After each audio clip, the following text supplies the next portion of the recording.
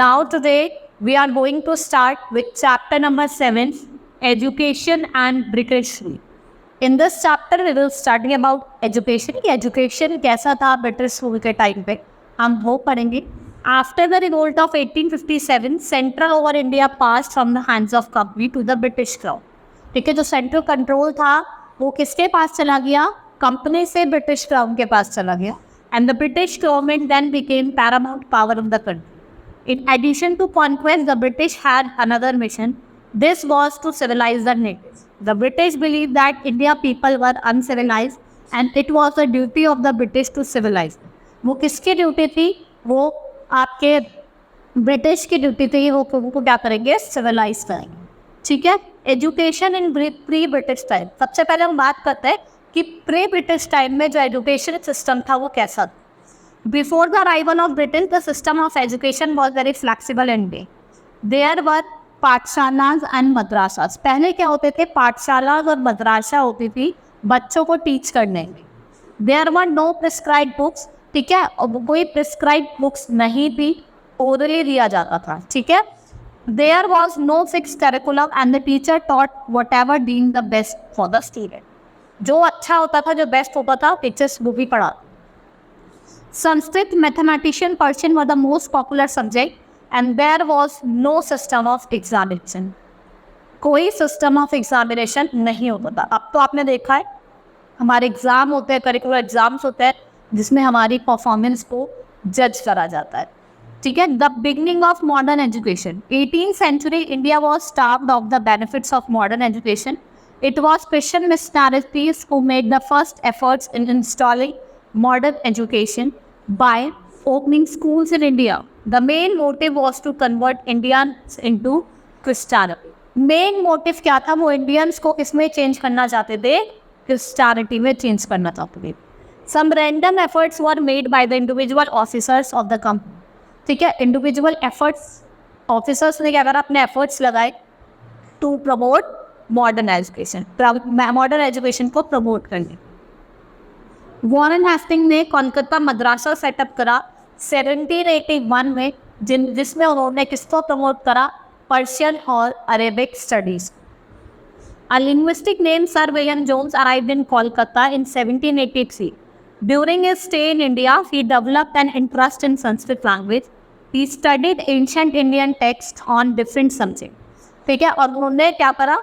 उन सब्जेक्ट्स को पढ़ा भी और उनको ट्रांसलेट भी करा. ठीक है. In 1790 Jonathan Duncan, the British resident at Banaras, open Sanskrit college there. However this early officer efforts to promote modern education met with little success. फिर हम बात करते हैं, many Britisher did not agree with the modern learning because they believe that Indian learning was unscientific and often supported superstition. वो कहते थे कि जो इंडियन लर्निंग है वो क्या है? अनसाइंटिफिक है और लोग ज़्यादा सुपरस्टिशंस में बेस करते. देखा है ना, यहाँ लोग बहुत ज़्यादा सुपरस्टिशन, आत्मविश्वास बहुत ज़्यादा लोगों के अंदर. James Mill said education need to be practical. Lord Thomas Macaulay supported this. ठीक है. जॉन्स मिल क्या कहता है कि जो एजुकेशन होना चाहिए वो प्रैक्टिकल होना चाहिए. ठीक है.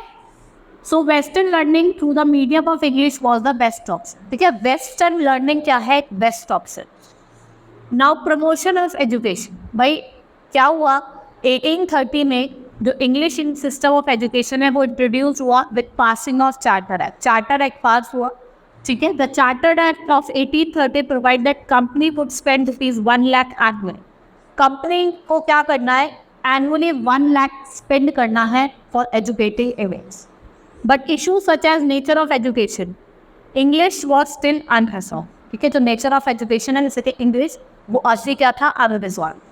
The issues were resolved in 1835 when English education act was passed. और ये इशू जब रिजॉल्व हुआ जब 1835 में जब इंग्लिश एजुकेशनल एक्ट पास हुई. अब हम बात करते हैं वुड डिस्पैच. ठीक है. 1854 में एक कमिटी सेटअप करी गई under the leaders of Charles would.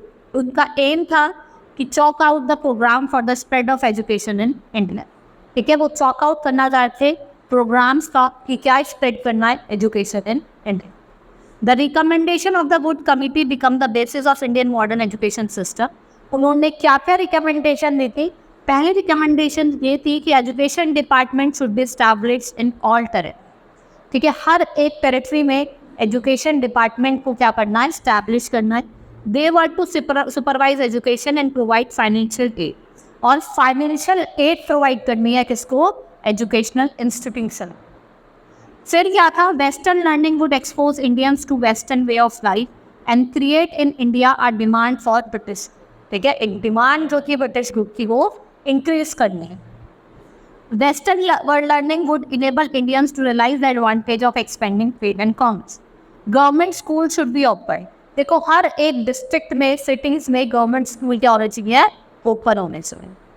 The teacher should be imparted training and raise the standard of students.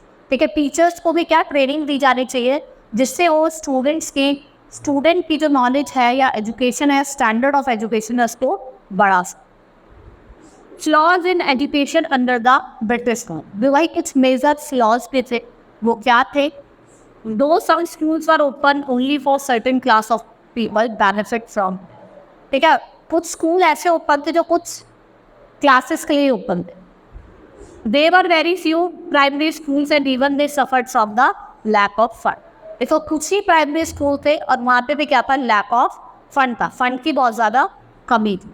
The girls' education was neglected. Only 2 cut of 100 Indian women were able to read and write. ठीक है, अगर 100 Indian women's है उसमें से 2 ही ऐसी women's थी जो लिख सकती थी और पढ़ सकती। Scientific and technical education was virtually not exist.